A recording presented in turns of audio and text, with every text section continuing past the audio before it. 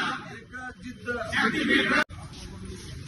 आज आम्ही सर्व शेतकरी, तमाम शेतकरी वसमत तालुक्यामधले शक्तीपूर विरोधी कृती समिती, संभाजी ब्रिगेड, भारतीय राष्ट्रीय काँग्रेस, शिवसेना उद्धव बाळासाहेब ठाकरे असे सर्व पक्ष आणि सर्व समविचारी संघटना मिळून या ठिकाणी आज आम्ही याच्यासाठी जमा झालेले आहोत.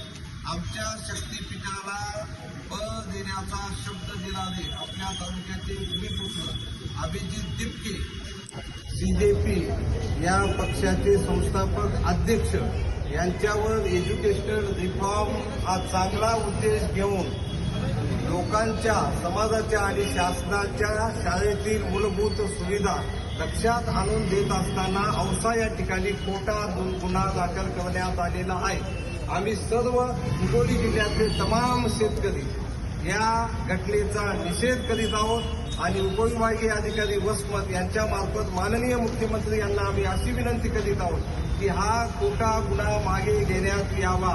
म्हणजे तुमचे आमचे लेकरं जर शिकले तरच आपण विमानात बसू शकू.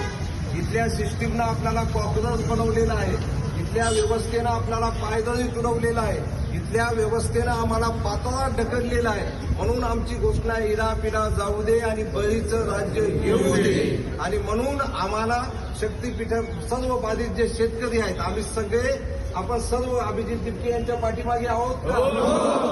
अभिजित दिपके तुम आगे बढ़ो, हम तुम्हारे साथ हैं. छत्रपती शिवाजी महाराज की जय. डॉक्टर बाबासाहेब आंबेडकरांचा जमिनी आमच्या हक्काच्या, एक जिद्द, एक जिद्द.